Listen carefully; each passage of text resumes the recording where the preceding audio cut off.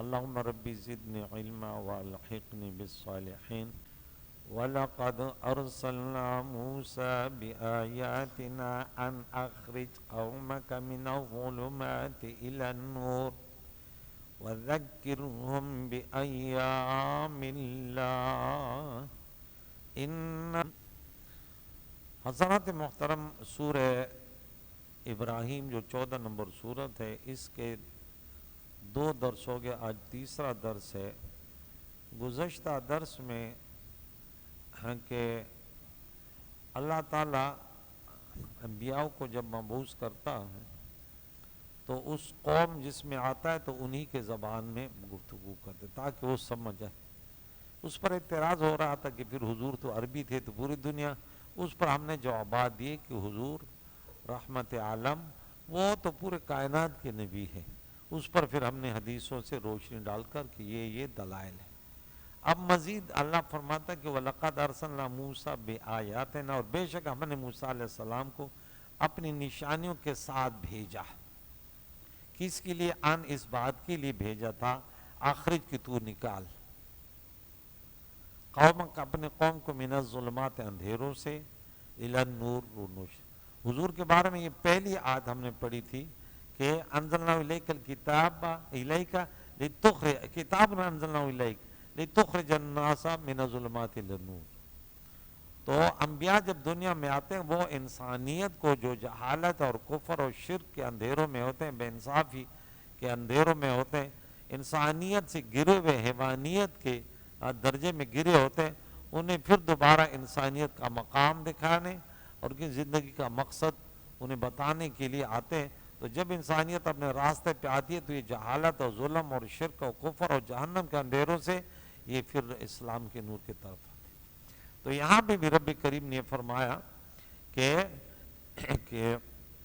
تو نکال، اخرج نکال اپنے قوم کو من الظلمات اندھیریوں سے الی النور نور کے طرف، وذکرہم اور بایام اللہ اور ان کو اللہ کے دنوں کو یاد دلاؤ، اللہ کے دنوں کے ذریعے انہیں نصیحت کرو، اس پر گفتگو کرو کہ اللہ کے دن کون سے ہیں۔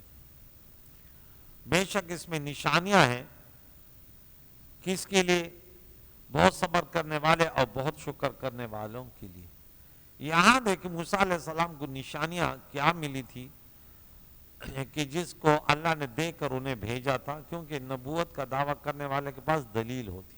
ہر انسان جب دعویٰ کرتا ہے البینۃ علی المدعی تو وہ دلیل دے گا۔ اب کوئی بولے کہ یہ فلاں چیز میری ہے تو بولو دلیل دو بھائی، فری میں دعوے سے تو کچھ نہیں ہوتا، یا ہوتا ہے جھوٹا ہوگا بھائی، دلیل کیا ہے؟ تو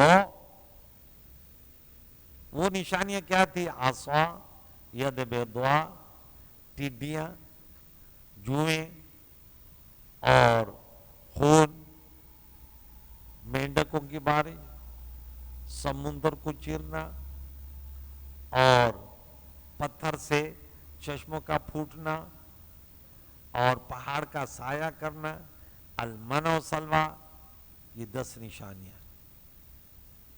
اللہ تعالیٰ نے موسیٰ علیہ السلام کو ان کی قوم بنی اسرائیل کے طرف ان نشانیوں اور تورات کے ساتھ بھیجا اور ان کو یہ حکم دیا کہ وہ ان کے لیے دین اور شریعت کو بیان کریں، اور اللہ تعالیٰ نے پیارے قائد وجہان کو کیا فرمایا؟ کتاب انزلناہ الیک لتخرج الناس من الظلمات الی النور، یہ پہلی آیت تھی۔ اور موسیٰ علیہ السلام کو یہاں فرمایا کہ ان اخرج قومک من الظلمات الی النور۔ اس میں بتانا ہے کہ تمام انبیاء کے بعثت کا مقصد واحد ہے کہ وہ اس بات کی پہم سعی کریں کہ وہ مضبوط سعی کرے، جدوجہد کرے کہ اللہ کے مخلوق کو گمراہی اور کفر کے اندھیروں سے ہدایت اور ایمان کی روشنی کی طرف نکالے۔ زندگی کا مقصد، کوئی بھی لوگ ہوتے ہیں ان کی زندگی کا ایک مقصد ہوتا ہے، کوئی تحریکیں چلتی ہیں کہ بھئی مقصد کیا ہے، غرض و غایت کیا ہے، ہماری منزل کیا ہے۔ ہم ایک تنظیم بنا رہے، بولے مقصد کیا ہے؟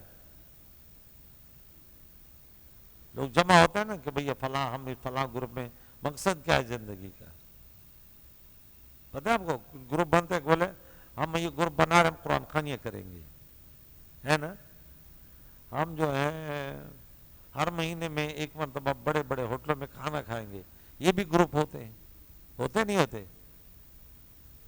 ہمارا گروپ ہے، ہم جو ہے نا سیاحت پہ جاتے ہیں، سیر و تفریحات پہ دوسرے علاقوں میں ایک بڑا گروپ ہے جاتے ہیں، لیکن ہر گروپ کا ایک مقصد ہے۔ انبیاء جو دنیا میں ان کے مقصد کیا تھا؟ لوگوں کو اللہ کے ناراضگی سے بچانا، انہیں شعور دینا، زندگیاں کامیاب کیسے ہوتی ہیں، زندگی کا مقصد کیا ہے، کھانا پینا ہے۔ تو یہاں پہ رب کریم نے فرمایا کہ اللہ کی یادوں کو یاد، یا اللہ تعالیٰ کی دن یاد دلانا، اس سے کیا مراد ہے کہ اللہ نے فرمایا ان کو ایام اللہ، اللہ کے دنوں کی یاد دلاؤ۔ ایام اللہ سے مراد وہ ایام ہے جن میں اہم واقعات رونما ہوئے، یا جن ایام میں اللہ تعالیٰ نے منکر و کافروں کو سزا دینے کے لیے اور ان سے انتقام لینے کے لیے ان پر عبرتناک عذاب نازل فرمایا، یا جن دنوں میں اللہ کریم نے کسی قوم پر خاص نعمت کی، وہ ایام اللہ ہیں۔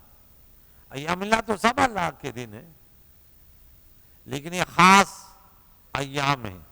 ہم میلاد مصطفیٰ مناتے ہیں تو وہ اسی آیت سے ثابت ہے کہ بھائی اس دن میں، پیر کے دن میں 12 ربیع الاول، اس میں بہت بڑی رحمت اس کائنات کے نجات کے لیے، اس کائنات کے رحمت کے لیے اللہ رحمت کرنے والا تو وہ ہے، لیکن اسباب تو ہے نا، وہ سب سے بڑا وسیلہ رسول اللہ ہے۔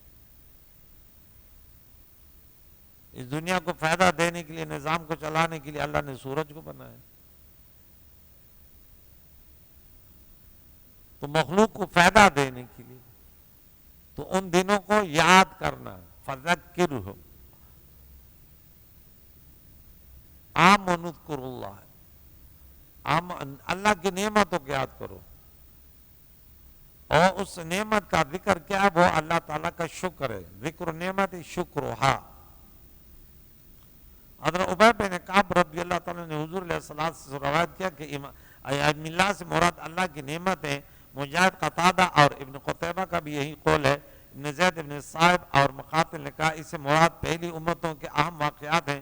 زجاج نے کہا اس سے مراد وہ ایام ہیں جن میں اللہ تعالیٰ نے پچھلی قوم پر عذاب نازل فرمایا، جسے حضرت نوح علیہ السلام، حضرت ہود علیہ السلام، حضرت صالح علیہ السلام، حضرت شعیب علیہ السلام، حضرت لوط علیہ السلام، بڑی بڑی قومیں برباد ہوئی۔ وہ انہیں یاد دلاؤ کہ اگر نافرمانی کرو گے تو اللہ کا عذاب تم سے دور نہیں ہے۔ پھر لا تبدیل لکلمات اللہ، اللہ کا قانون کوئی نہیں بدل سکتا، وہ پھر نافرمانوں کے لیے ان بطش ربک لشدید ہے۔ اور موسیٰ علیہ السلام کے حق میں ایام اللہ وہ تھے جو سخت آزمائش اور مصائب کا ایام تھے۔ بنی اسرائیل فرعون کی غلامی میں زندگی بسر کر رہے تھے، اللہ تعالیٰ نے ان کے دشمن فرعون کو غرق کر دیا اور انہیں ان کی زمینوں اور ان کے باغات اور ان کے ملک، وہ اقسام انعامات جو تھے ان کا مالک بنا دیا، اور انہیں تیگ کے میدان میں کھانا دیا، من و سلوہ، پانی، 12 چشمے پھوٹ پڑے، کیا پیارا پانی، اور سائے کے لیے بادل سائبان ہوئے۔ کون سی چیز تھی جنہیں وہ میسر نہیں تھی؟ اللہ کی بندگی کرو تو اللہ فرماتے جہاں بھی رہو گے میری رحمتوں کی بار۔ اللہ تعالیٰ کی کوئی مشکل تو نہیں ہے۔ ہمیں اب یہ ایام اللہ ہے نا، ابراہیم خلیل اللہ کی زندگی کو ہم ان کے ایام یاد کریں کہ وہ اپنے آباد علاقے کو چھوڑ کے اپنے بچوں کو بے سر و سامان، جہاں انسان تو انسان ہے، جہاں نباتات بھی نہیں جی پاتے، بڑے نہیں ہو سکتے، پھل پھول نہیں ہو سکتے، ایسے زمین جہاں پہ درخت بھی سرسبز نہ رہے تو وہاں انسان کیسے رہے گا؟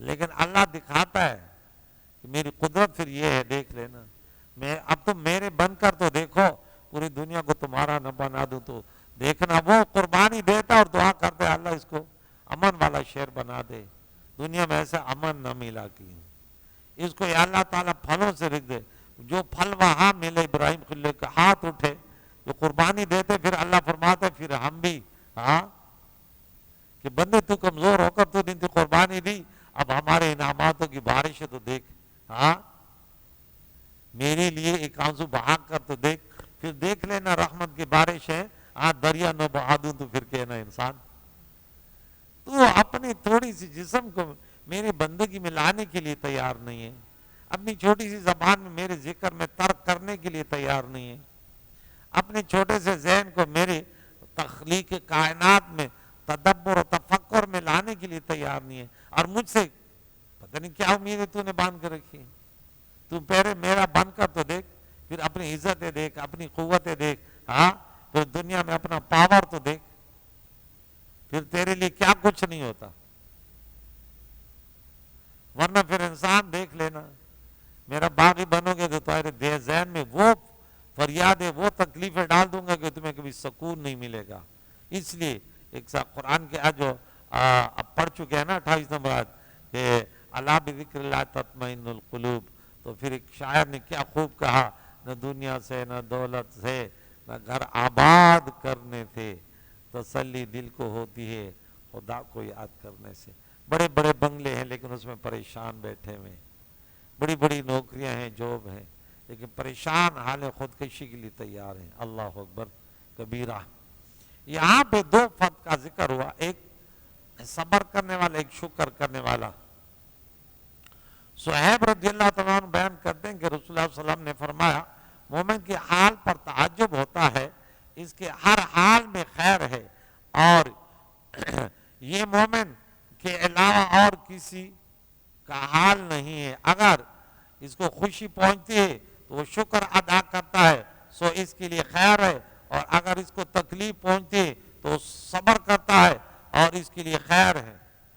دونوں کے ساتھ اللہ ہے، شاکرین اور صابرین کے ساتھ۔ ہم دونوں سے جب مال آتا ہے، شکر نعمت آتی ہے تو پھر اس پہ اتراتے ہیں، تکبر کرتے ہیں، اپنے آپ کو بڑا سمجھتے ہیں، مشکل آتے تو پھر فریاد جزا فضا کرتے ہیں، تو لوگوں کے سامنے لگے رہتے ہیں۔ مسلم شریف کی حدیث ہے یہ جو ابھی سنی 2999 نمبر پر مرقوم ہے۔ ابو درداء رضی اللہ تعالیٰ عنہ بیان کرتے ہیں رسول اللہ صلی اللہ علیہ وسلم نے فرماتے ہوئے سنا کہ اللہ کریم نے فرمایا اے عیسیٰ علیہ السلام میں تمہارے بعد ایک امت کو بھیجنے والا ہوں، جب ان کی محبوب چیز ان کو ملے گی تو وہ میری حمد تعریف کریں گے، اور جب ان پر کوئی مشکل گھڑی آئے گی تو وہ ثواب کے نیت سے وہ صبر کریں گے، اور ان کا ذاتی خلق حلم اور علم نہیں ہوگا۔ عیسیٰ علیہ السلام نے کہا یا رب یہ کیسے ہوگا؟ فرمایا ان کو اپنا علم عطا کروں گا۔ اللہ فرماتا میں یہ نہیں، اللہ حلیم ہے نا، انسان کو اس سے وہ دیتا ہے، یہ صفت دے دیتا ہے بردباری، علم کی صفت انسان کو دے دیتا ہے، لیکن یہ کیا ہوتا ہے متناہی اور عطائی اور حادث ہوتی۔ اللہ اکبر کبیرہ، یہ ایسے امت ہوگی۔ پھر ایک صحابی سے روایت فرمایا حضور صلی اللہ علیہ وسلم نے فرمایا جس شخص کو جو کچھ دیا گیا اس نے اچھا تو اس نے شکر ادا کیا، اور اس پر مصیبت آئی تو اس نے صبر کیا، اس نے اپنے جان پر ظلم کیا تو اس سے استغفار کیا، اس پر ظلم کیا گیا تو اس نے معاف کر دیا۔ پھر آپ خاموش ہو گئے، صحابہ کرام نے پوچھا یا رسول اللہ اس کے لیے اجر کیا ہے؟ تو رب کریم کے پیارے نبی کے زبان پہ سورہ نام کے 82 نمبر آیت سنائی اولئک لہم الامن وہم مہتدون، یہ امن میں رہیں گے اور یہی تو ہدایت یافتہ ہیں، یہی تو ہدایت یافتہ ہیں۔ ہم اس حال کو نہیں دیکھتے کہ میرا رب اس وقت مجھ سے کیا چاہتا ہے، ہم ادھر ادھر سوچتے رہتے ہیں کہ کیا ہوا۔ ایک بدکار، ایک ظالم، ستمگر کے بعد دولت آتی ہم کہتے بڑا خوش نصیب ہے، ارے یہ تو کافروں کی بات ہے یار، اب کافروں کا لہجہ کیوں استعمال کرتے ہیں؟ اگر وہ بدکار بے نمازی ہے تو بولے یہ استدراج ہے، اس کے سائے سے بھی ڈرو، بولے یہ برباد ہو گیا۔ گناہ کے باوجود بھی آپ بتائیں کوئی بھی اپنے بچے کو اسکول پر مدرسے میں نہ جانے پر انعام دیتا ہے؟ بھئی اگر دیتا ہے تو پتہ چلا کہ وہ بچے سے بیزار ہو گیا، ورنہ وہ تھپڑ دیتا ہے، غصہ دکھاتا ہے، تاکہ اس کا راستہ یہ نہیں ہے بھائی اب تربیت کا وقت ہے، اب پٹلی سے اترے گا تو والدین غصہ تو کریں گے۔ اس کو وہ تھوڑی کہ ہاں بچے نہیں جاؤ موبائل لے لو، یہ لے لو، یہ لے لو.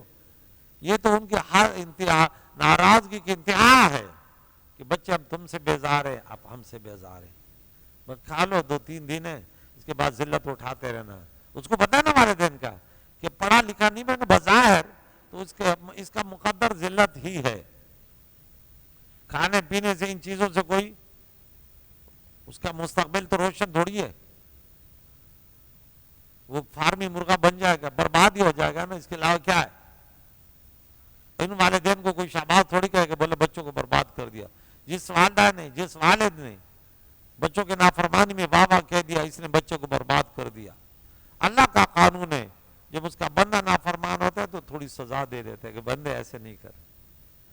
اللہ فرماتا ہے لعلہم یتضرعون، تاکہ گڑ گڑائے، فریاد کرے کہ اللہ رب میں نے غلطی کر ڈالی، مجھے معاف کر دے.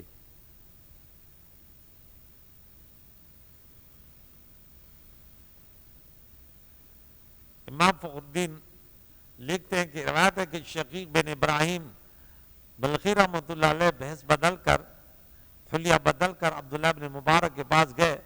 انہوں نے پوچھا کہ آپ کہاں سے آئے؟ کس سے؟ شقیق بلخی رحمۃ اللہ علیہ سے. اب وہ جانتا نہیں کہ وہ بزرگ ہے. بولا میں بلخ سے آیا ہوں. عبداللہ بن مبارک رحمہ اللہ پوچھتے ہیں کہ شقیق بلخی کو جانتے؟ بولا ہاں جانتا ہوں. بولے ان کے ساتھیوں کا، مریدین کا، طلباء کی کیا حال ہے، کیسے حالت میں ہے؟ کہا جب ان کے پاس کچھ آتے ہو تو بڑے نیک لوگ ہیں. کہا ان کے پاس تو وہ اللہ کا شکر ادا کرتے ہیں، اور جب کچھ نہیں ہے تو صبر کرتے ہیں. عبداللہ بن مبارک نے فرمایا اچھا یہ تو کتوں کا طریقہ ہے. کیا فرمایا؟ یہ تو کتوں کا طریقہ ہے، تھوڑا ڈال دے دو ملا لیتے خوش ہوتا ہے، جب نہیں تو پڑا دیتے. بولے کاملین کا طریقہ تو یہ ہے کہ کچھ نہیں ہے تو صبر کرتے، جب آ جائے تو صدقہ کرتے. ہاں وَيُؤْثِرُونَ عَلَىٰ أَنفُسِهِمْ وَلَوْ كَانَ بِهِمْ خَصَاصَةٌ. اللہ کے نبی کے صحابہ کی شان کیا ہے کہ کوئی آ جائے تو صدقہ کر دے، کچھ نہیں ہے تو صبر کرے. اب بولے یہ کچھ نہیں ہے صبر کرے، آ جائے تو شکر کرے، یہ طریقہ تھا. بہرحال یہ جواب کوئی وہ نہیں تھا. صحیح طریقہ یہ ہے کہ کچھ آ جائے تو شکر ہے، پہلے خود کھائے، پھر جو اضافی ہے اس کو صدقہ کرے. یہ وہ نہیں ہے کہ بچوں کو خود بھوکا رہے دوسروں کو دے. یہ ہمارے لیے قانون نہیں ہے، یاد رکھیں، ٹھیک ہے نا. اب کوئی صدیق اکبر کی مثال دے دے یا صحابہ تو یہ آپ کی شان نہیں ہے. آپ کے لیے قانون یہ ہے، سمجھ آئی؟ وَلَا تَبْسُطْهَا كُلَّ الْبَسْطِ فَتَقْعُدَ مَلُومًا مَحْسُورًا.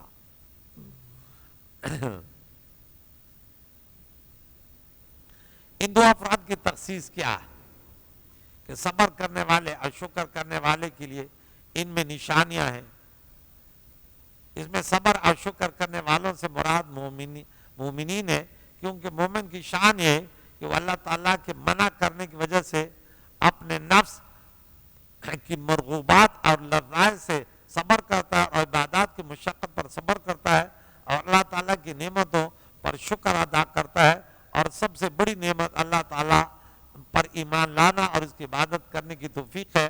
اور انسان کا سلیم الاعضاء ہونا اور اس کا صحت مند ہونا، اور بندے کو ہر وقت ان نعمتوں پر شکر کرتے رہنا چاہیے. شکر کا معنی ہے دل، زبان اور اعضاء سے منعم حقیقی کی تعظیم بجا لانا. اور اللہ تعالیٰ نے جو نعمت جس مقصد کے لیے عطا کی ہے، اس نعمت کو اس مقصد کے پورا کرنے کے لیے خرچ کرنا، اور اس نعمت کو اس مقصد کے لیے خرچ نہ کرنا، یہی ناشکری ہے. آنکھیں اللہ نے کس لیے دی، کان کس لیے دیے، زبان کس لیے دی، دماغ کس لیے دی، اعضاء. اب اس پر پھر سوچے کہ ان کے مقاصد کیا ہے، اعراض کیا ہے. اب کسی کو گالیاں دے رہے تو اب کبھی سوچا کہ زبان اس لیے دی تھی؟ اب غلط نظریں کر رہے ہیں تو کبھی سوچا کہ یہ نظریں اللہ نے اس لیے دی؟ اب غلط ہی سوچ کر رہے ہیں تو کیا یہ دماغ اس لیے دیا تھا؟ اور اس نعمت کو اس مقصد کے الٹ اور خلاف خرچ کرنا بہت بڑا گناہ اور اللہ تعالیٰ سے بغاوت کرنے کی جسارت ہے. مثلا اللہ تعالیٰ نے شہوانی قوت عطا کی تاکہ حلال طریقے سے اس شہوت کے تقاضوں کو پورا کرے. یہ شکر ہے. نکاح کرے، اپنی نسلیں بڑھائے، یہ ہے شکر. اور انسان جنگل میں زندگی گزارے اور راہ بن جائے تو یہ ناشکری ہے. اور حرام طریقے سے اس شہوت کو پورا کرے، زنا اور لواطت کرے تو یہ اللہ تعالیٰ سے بغاوت کی جسارت ہے. ہاں، اللہ تعالیٰ کے شکر گزار بندے بہت کم ہیں. اعملوا آل داؤد شکرا وقلیل من عبادی الشکور. اے آل داؤد تم شکر ادا کرو. رب فرماتے ہو میرے بندوں میں شکر گزار بہت کم ہوتے ہیں. شکر گزار بعض لوگ کہتے ہیں ہمارے پاس ہے کیا کہ شکر کرے. استغفر اللہ. قرآن تو کہتا ہے وَإِن تَعُدُّوا نِعْمَتَ اللَّهِ لَا تُحْصُوهَا. اسی سورت میں بھی پڑھیں گے، پھر سورہ نحل میں بھی پڑھیں گے. دو جگہ 53 اور 18 نمبر آیت میں پڑھیں گے کہ بھائی ہر انسان کے پاس اتنے نعمتیں وہ شمار ہی نہیں کرتے. وہ کہتے میں شکر کا کروں. وہ سمجھتے بس ڈالر جیب میں آئے تو یہی نعمت ہے. تیری کنویں کا مینڈک، تیری نظر اتنی کمزور ہے، تیری سوچ اتنی کمزور ہے. یہ کہا تھا کہ حضرت داؤد علیہ السلام نے عرض کہا یا اللہ میں تیرا شکر کس طرح ادا کروں، کیونکہ جس زبان سے اب تیرا شکر ادا کروں گا وہ بھی تو تیری دی ہوئی قوت ہے. جان دی تو اسی کی تھی. حق تو یہ ہے کہ حق ادا نہیں ہوا. یہ توفیق بھی تو دو نے دی ہے. یہ زبان تیرے شکر پر چلانے کی بھی تو قوت تو نے دی ہے. ہر سانس تیری نعمت ہے، ہر سانس میں تیری بے شمار نعمتیں ہیں. فرمایا اے داؤد علیہ السلام اب تو نے میرا شکر ادا کر دیا. یعنی جب تم نے اپنے عجز کا اعتراف کر لیا تو میرا شکر ادا ہو گیا. یہی تو شکر ہے کہ تو یہ مان لے کہ اللہ یہ پوری رات دن تیری بندگی میں لگے رہنا. اصل شکر تو یہ ہے.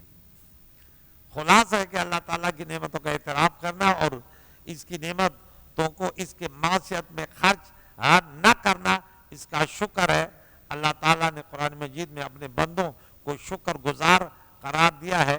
نوح علیہ السلام کے متعلق فرمایا ذریۃ من حملنا مع نوح انہ کان عبدا شکورا. اے اولاد ذریت من ان کی اولاد جن کو ہم نے نوح علیہ السلام کے ساتھ کشتی میں سوار کیا، بے شک تو وہ تو ہمارے ایک شکر گزار بندے تھے. تو تم کیسے ناشکر بندے ہو. ان ابراہیم کان امتا قانتا للہ. بے شک ابراہیم علیہ السلام اپنی ذات میں ایک امت تھے،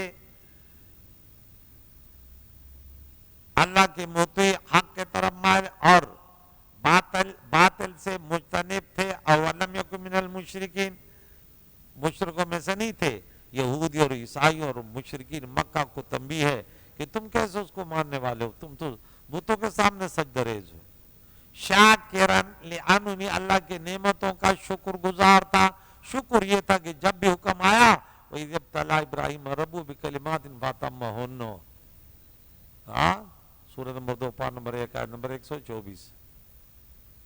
کہ کبھی پیچھے نہیں دیکھا. بچوں کو ذبح کرو تو یہ نہیں دیکھا یہ تو یا اللہ میں نے دعاؤں سے مانگا کوئی اور امتحان لے لے. اللہ اکبر.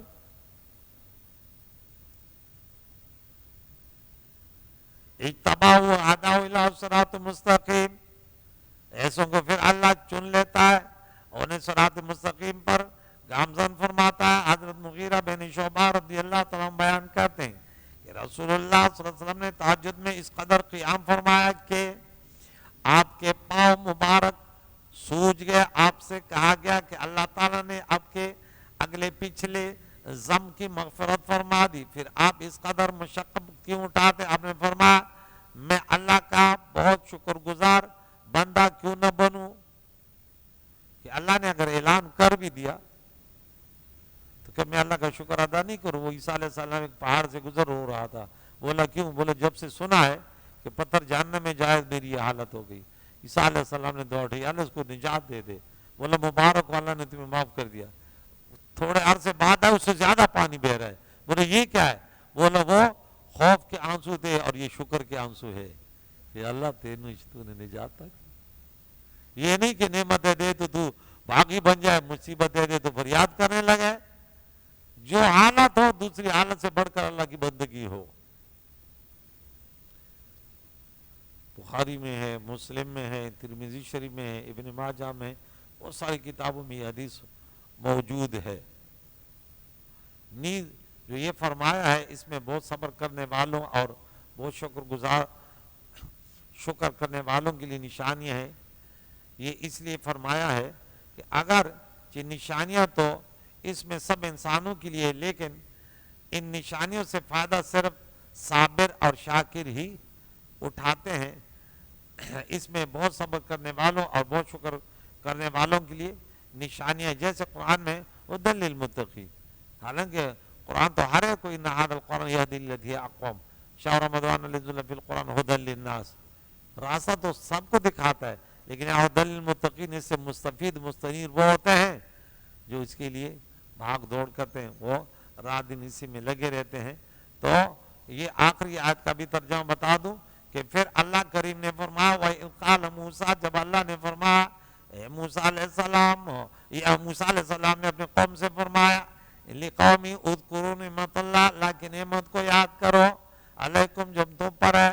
جب نعمتوں کو یاد کرو گے تو ناشکری نہیں کرو گے. بولے تو بھول گیا. کوئی کسی کے احسان کو یاد کرتے تو اس کی قدر کرتے، کہتے نہیں یار ان کے بڑے احسانات ہیں ہم پر. تو اللہ تعالیٰ کے تو اتنے احسانات ہیں کہ وہ تو انسان تصور میں بھی نہیں لا سکتا. اذ انجاکم، اس میں سے ایک یہ ہے کہ تمہیں نجات دی فرعونیوں سے. یسومونکم، وہ پہنچاتے تھے تمہیں برے عذاب، ذبح کرتے تمہارے بیٹوں کو، زندہ چھوڑتے تمہارے عورتوں بچیوں کو خدمت کے لیے. اور اس میں امتحان تھا تمہارے رب کی طرف سے بہت بڑا. یہ سورہ بقرہ میں اس پہ تفصیل ہوگی کون کون سے نعمتیں. یہاں اجمالی ذکر کریم مولا سے دعا ہے. اچھا کل جو ہے آیت نمبر 7، اس پر انشاءاللہ شکر کا اصل موضوع وہاں چھیڑیں گے. 40 حدیثیں بیان کریں گے اس پر، شکر کے موضوع پر انشاءاللہ. ایک دن درس ہو یا 2 دن، کہ شکر کتنی بڑی نعمت ہے اور اللہ تعالیٰ میں شاکرین میں بنا دے. بہت بڑی نعمت ہے شکر کرنا. اس سے اللہ راضی ہوتا ہے اور نعمتوں میں اضافہ ہوتا ہے. اور اگر ناشکری کرو گے تو پھر اللہ کا ناراض ہونا پھر بہت سخت ہے. کریم اللہ ہمیں شاکرین صابرین بنا دے. اللہ ہم بڑے گناہگار خطا کار ہیں، یہ تیری توفیق سے تیرے کلام کے ساتھ بیٹھ جاتے ہیں. میرے یہ بھائی میرے یہ بیٹے آتے ہیں، اللہ انہیں اجر عظیم عطا فرما. یا اللہ حیات طیبہ انہیں اور حاضرین سامعین سب کو عطا فرما. یا رب ہم سب کے گناہوں کو معاف فرما دے، گناہوں سے بچنے کی طاقت عطا فرما دے. ہم سب کے بیماروں کو شفا عطا فرما. ہم بے روزگاروں کو، جتنے ہمارے مسلمان بے روزگار، اس کے حلال سے مالا مال فرما دے. انگنت نعمتوں پر شکر گزار بنا، جو ہمارے مقدر مشکلات صابرین بنا دے. ہم سب کے مرومینوں کی مغفرت اور زندگی دین اسلام پر جینا اس پر موت نصیب فرما. صلی اللہ علیہ وسلم محمد و صحبہ اجمعین برحمتہ.